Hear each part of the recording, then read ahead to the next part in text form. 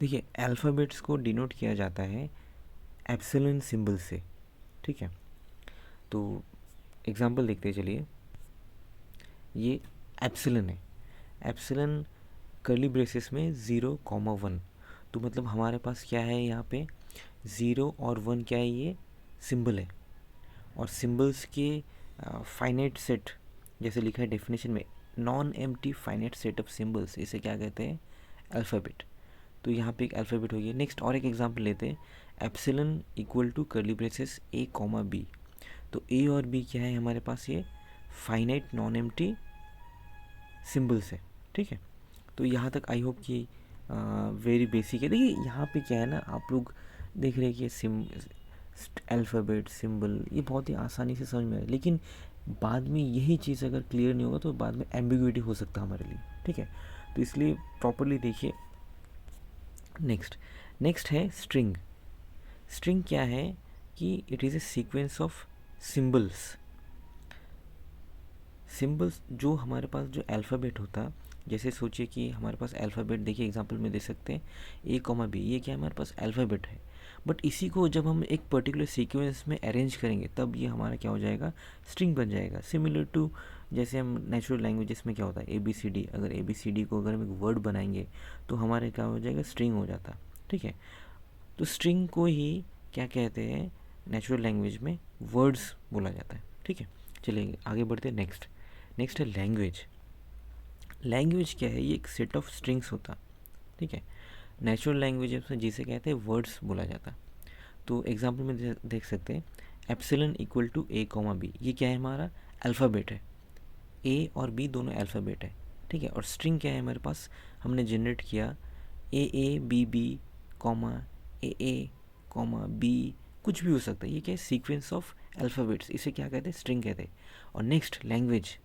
Language में देखिए curly braces में लिखा है मैंने A comma B B A B, ठीक है। तो लैंग्वेज में क्या होता है, ये एक सेट बनाया जाता, स्ट्रिंग्स का सेट होता, ठीक है।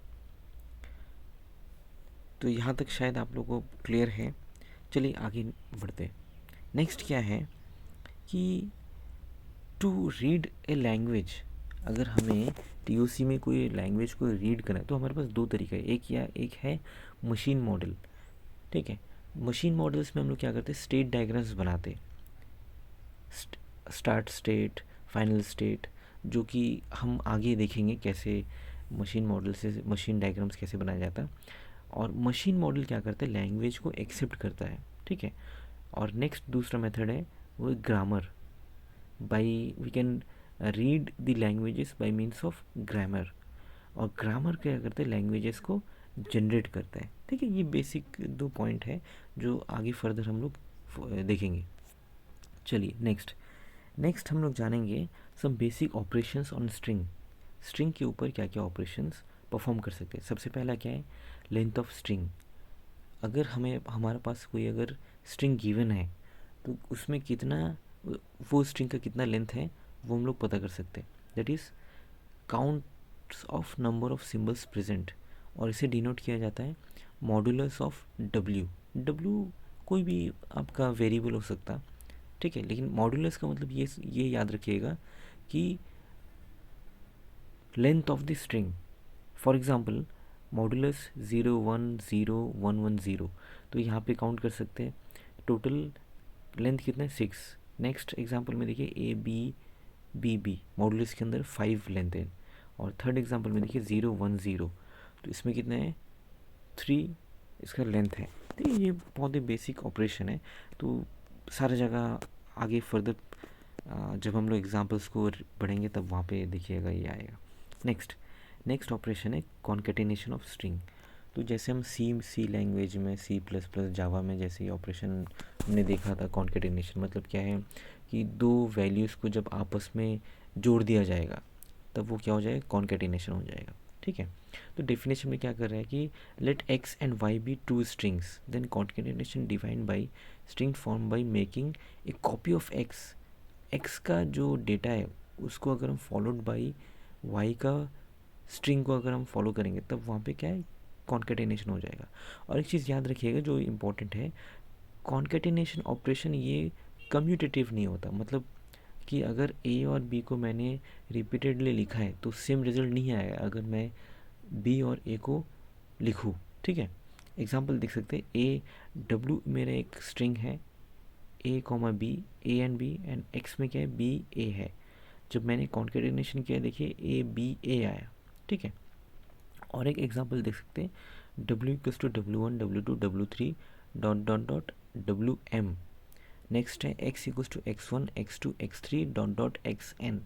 और जब मैंने x और w कॉन्केटिनेशन किया देखिए, सॉरी w और x को कॉन्केटिनेशन किया तो w का सारा वैल्यूज़ आया, उसके बाद x का वैल्यू फॉलो किया, ठीक है।